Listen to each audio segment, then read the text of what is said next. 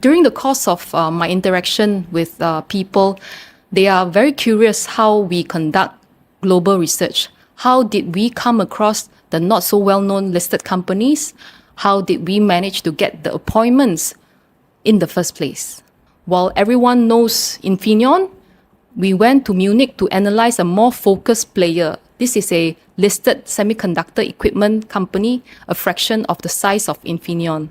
So this company that we saw, they are equipment and solution provider for the semiconductor industry, but they have carved out a brilliant niche. So they focus on the critical front and back end processes, which are becoming more important in the advanced chips segment. What else happened on the trip, you may wonder, because people might think that these trips are glamorous, but let me give you the real picture.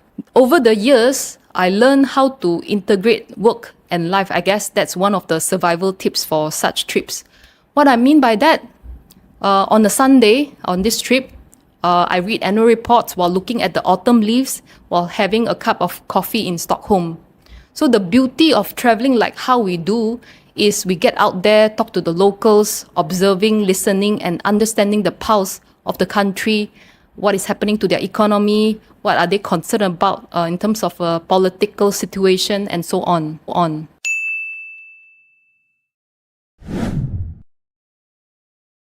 The whole purpose is to educate the Malaysian investment community. Every year we have it in KLCC. This year is also KLCC.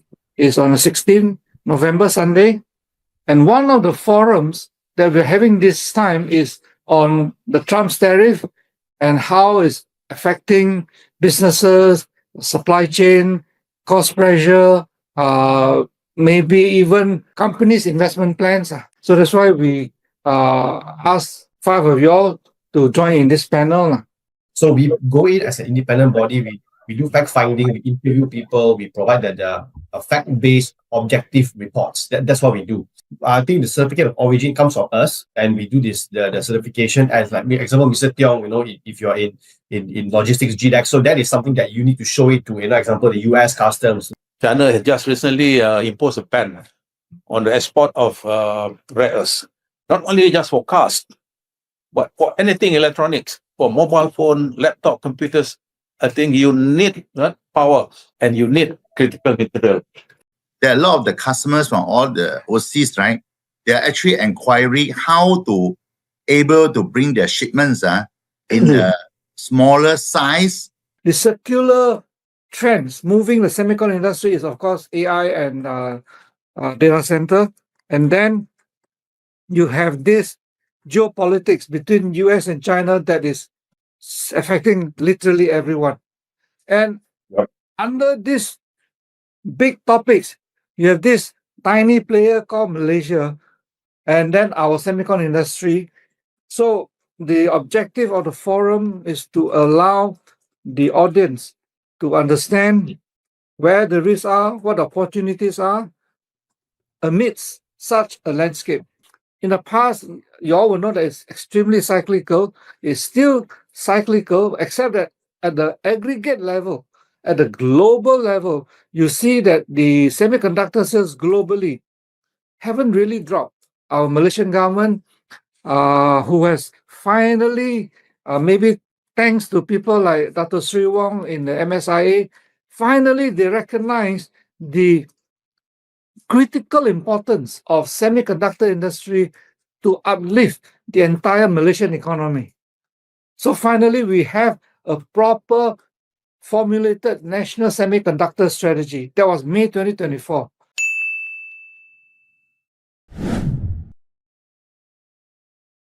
Talk of nodes, fabless models, and memory cycles can make your head spin.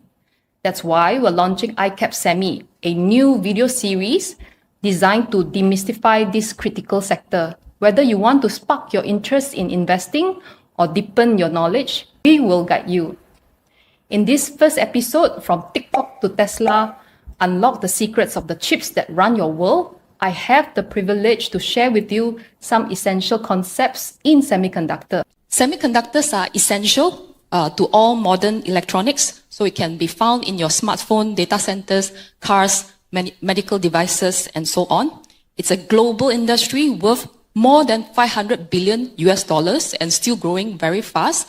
By 2030, they will reach $1 trillion, and a lot of growth is coming from the generative AI expansion. 50-year comparison, the same Intel 404 and the Intel Core i9. So I show you the launch date. One was in 1970s. The other one is about 2021. The price, not too far off, but computing power, of course, much better. The number of transistors in 4004 was 2,300.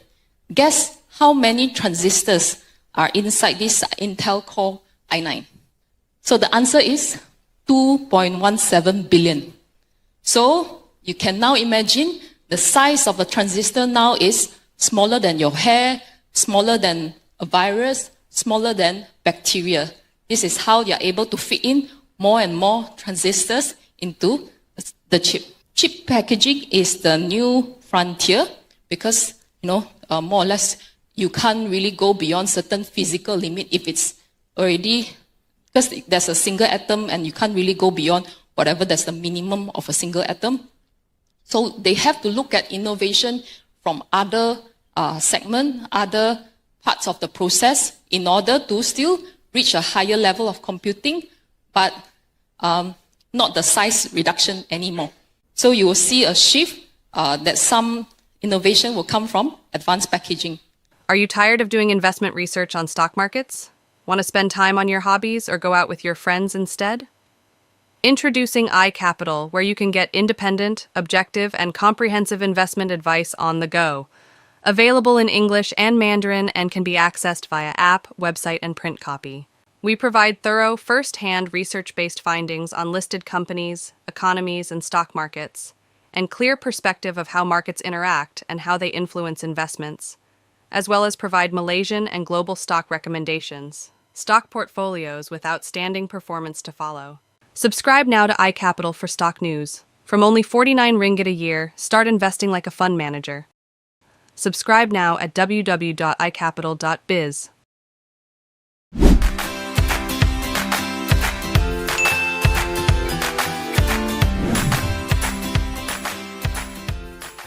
About the auto industry, the global auto industry and the Japanese auto industry. The Japanese industry, auto industry and the Japanese government only recently woke up from their complacency when they saw that China's EV industry was advancing at such a rapid pace, not just within China, but outside China as well. Not just in terms of number of cars, EV cars being sold, but also in the deployment of new technologies, constantly deploying new technologies relating to EV, whether it's battery, whether it's autonomous driving and so on. I've said this before, that a lot of people think that Japan is such a clean country, free of corruption, that in the corruption perception index, Japan is ranked quite high. But dig for the truth behind those figures. Because when you dig deeper, you find that Japan is easily one of the most corrupted country in the world. Over the years, in 1987, there's what is known as a Recruit scandal. Recruit is a human resource company. And at that time, the number of politicians affected in the corruption scandal was even more. You had the Prime Minister at that time, Takashita, the former Prime Minister Nakasone, the Chief Secretary to the Japanese government, and then members of almost every Japanese political party, LDP, Komeito, Democratic Party of Japan, all of them were found guilty of corruption. In addition to that, the Takashita cabinet, entire cabinet was forced to resign, and some of the members of his cabinet at that time who were forced to resign later became Prime Minister. later were reborn, although they were found, they were tainted with corruption in 1987's recruit scandal. You know, after the Korean War ended, the Russians and the Chinese never had any military bases anywhere, but the US maintained military bases from the end of the Korean War up to now. And in 1960, the Security Treaty extension was agreed upon, where American bases were allowed to keep their bases in Japan. And what was covert is not just that CIA donated millions secretly, but also the Yakuza, the Japanese mafia. They used the Yakuza manpower to overcome massive resistance from the Japanese protesters.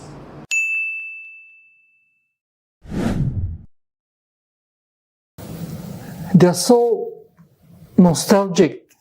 They're living in a world of the past that doesn't exist anymore. You have Rishi Sunak, Liz Truss, the Prime Minister who stayed only in power for 44 days. 44 days, that's just about 7 weeks. That's the shortest of any Prime Minister. And then before that, Boris Johnson, whom is probably, he's charismatic, who's probably the most clownish Prime Minister UK has ever produced. And before that, Theresa May was very weak. So, what have all these recent 4 Prime Ministers, or including the current Prime Minister Rishi Sunak, what have they all got in common? This TomTom Traffic Index 2024 is the most recent, but if you look at 2023, 2022, London is still ranked as number 1 in terms of the most congested, the worst traffic jam in the entire world. The index, I think they compile and survey data from 300 plus cities all over the world. So it's pretty comprehensive, right? I mean, why would you want to live in such a city? This is a photo of post office, the UK post office. Now, what has that got to do with whether Britain is declining further? This has got to do with Fujitsu. Fujitsu built a system for the UK post office called Horizon. And inside this Horizon IT system, there are a lot of flaws, a lot of errors. And these errors led to a lot of, it's not just the system not working, where you have bugs and all, it's the consequences were a lot more damaging than that. Because the Horizon was faulty, so what happened was at the branch level, at the sub-post office level, the postmasters were in their information, in their accounting information, showed that they actually were taking cash away from the post office. And then the post office demanded that they pay back and so on. So about 900 over sub-branch postmasters were affected. And many of them actually went bankrupt. And what is even more shocking is the next photo I'm going to share with you. This is a strike calendar. Like you got January, February, March, April, May, that kind of calendar. Now, this calendar is specifically to inform the viewers of what strikes are happening, where, when. Why do you need a calendar?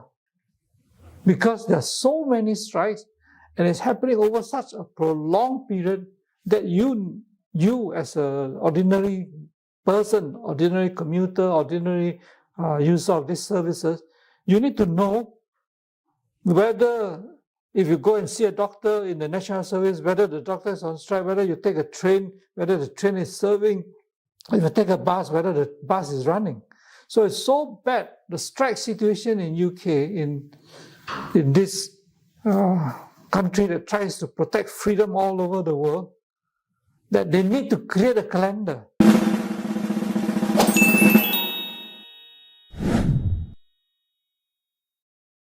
Okay, let's take a look at the headlines. It says, Malaysian government reopens KL Singapore high-speed rail project. I would say that forget about this. Forget about this high-speed rail project. I call it HSR, between KL and Singapore. I don't think the rest of the country outside the HSR corridor will get to enjoy much of the benefits. And eventually to the rest of Malaysia, this is where I differ very, very fundamentally. I think the longer term consequence of this KL Singapore high-speed rail project would be, there'll be more negatives than positive. In fact, I think if we go ahead with this, probably Malaysia will be even more stuck in the middle income trap, instead of, like what the person here says, eventually benefiting the rest of Malaysia. That part worries me a lot. My own analysis tells me that it probably will lead to massive negative consequences for Malaysia and the ordinary Malaysians. Let me just give you a very theoretical situation, right? Assuming that the HSR line is really running. So, let's say I take myself as an example. I can take the 7:30 a.m. HSR train from KL Central and reach Singapore at about 9 o'clock in time to start work. Okay, I work the whole day in Singapore, earn my money, my salary in Sing dollar, then I can take the 6:30 p.m. high-speed rail train from Singapore and be home in KL by 8 p.m. and have dinner, cheap dinner in ringgit. Now, given that the KL Singapore HSR is supposed to be high-speed and efficient, for a Malaysian commuting this way would probably make more sense than for me, a Malaysian worker who lives in the Klang Valley, to be going to the office, stuck in traffic jams, facing flash floods and so on and so forth. So there is this already, you already have this mindset of wanting to go to work in Singapore because of currency, because of a few other reasons. And now the KL Singapore high-speed rail will make it so convenient. Let's look at this figure. This is GDP per capita in 2017 prices, right? You look at 1990, Belgium, France, Germany, Netherlands, UK, these 5 countries more or less about the same. The variance is about maybe 10%. By 2021, they're all still about the same. They've all grown, the GDP per capita, some grow faster, some grow slower, but the variance is still pretty close. Now, I hope you can see at the bottom, Malaysia and Singapore, right?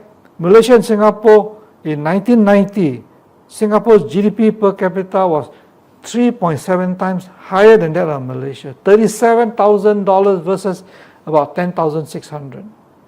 By 2021, the gap in the GDP per capita of Singapore and Malaysia has widened to about 4 to 4.5 times. Singapore is about 106,000, Malaysia is 26,000. How can we use Eurostar as a justification for the KL Singapore HSR? Now, based on the studies in China, high-speed rail is well suited for distances between 200 and 500 kilometers and to connect cities with population of about 500,000 or more. So in Malaysia, we have a lot of that. The distance between KL and Ipoh is 200 kilometers, KL and Penang is 300, KL and JB is about 300 plus. Perfect in distance-wise. Population, Ipoh, Penang, Butterworth, KL, Seremban, JB and all that, it's about there, it's suited, and even Kuantan. And even if you want to connect to Kota Baru, KL, Kota Baru, high-speed rail. Why not? I mean, China has got all kinds of high-speed rail connections, even in freezing temperature, even over deserts. So it can be done. So my recommendation to the Malaysian government, stop the KL Singapore high-speed project now, and there's a much better solution, which is, look, focus on developing an efficient and effective domestic HSR, right? The KL Singapore linkage, high-speed rail linkage, will only generate limited benefits and produces many undesirable negative outcomes. The latter solution, which is to develop the domestic connectivity, will benefit the entire country and all segments of the Malaysian society. The KL Singapore HSR will ensure that Malaysia will continue to suffer from a middle income trap. Improving our domestic connectivity will help Malaysia escape from the middle income trap.